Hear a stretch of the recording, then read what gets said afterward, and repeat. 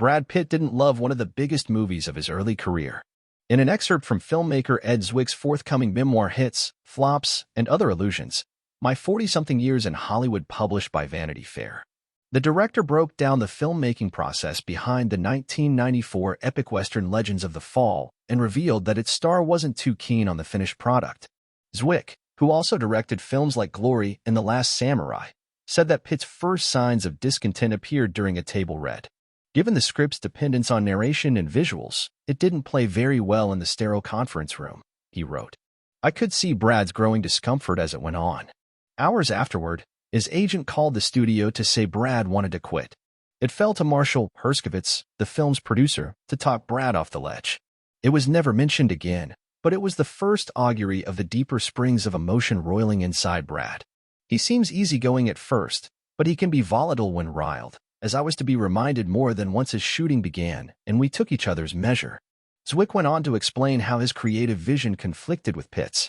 Brad would get edgy whenever he was about to shoot a scene that required him to display deep emotion, he said. Brad had grown up with men who held their emotions in check. I believe the point of the novel was that a man's life was the sum of his griefs. Steve Rosenblum had been complaining in dailies that he was having trouble cutting scenes where Brad's stoicism appeared more blank than internal. I agreed. The filmmaker then described a seemingly physical altercation with Pitt. One afternoon, I started giving him direction out loud in front of the crew, a stupid, shaming provocation, and Brad came back at me, also out loud, telling me to back off, he said. Brad wasn't about to give in without a fight. In his defense, I was pushing him to do something he felt was either wrong for the character or more emo than he wanted to appear on screen. I don't know who yelled first, who swore, or who threw the first chair. Me. Maybe. But when we looked up, the crew had disappeared. And this wasn't the last time it happened. Zwick doesn't hold any ill will toward the actor, though. After each blow-up, we'd make up and mean it, he wrote. It was never personal. Brad is a forthright, straightforward person, fun to be with and capable of great joy. He was never anything less than fully committed to doing his best when all was said and done. The movie Brad and I made reflected the depth of our passion. Was it worth it? I'd have to say yes. The filmmaker thinks that Pitt didn't like the final movie because Zwick removed one of the actor's favorite shots. When I showed Brad the final film, he wasn't pleased, he said. He felt I'd underplayed his character's madness.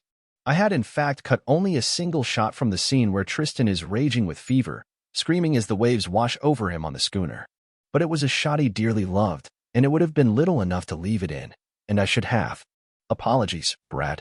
He was also unhappy when people named him Sexiest Man of the Year, something for which I take neither credit nor blame. The studio later asked Pitt and Zwick to record a commentary for the film together, and they did. Hi. We smoked a joint and talked for hours. We were so high we barely got to the recording session. If you listen closely, you can hear us giggling, Zwick revealed. Later, walking to our cars, Brad sighed. Man, I didn't know what I was doing half the time on set. Brad, I said, I don't know what I'm doing most of the time on set.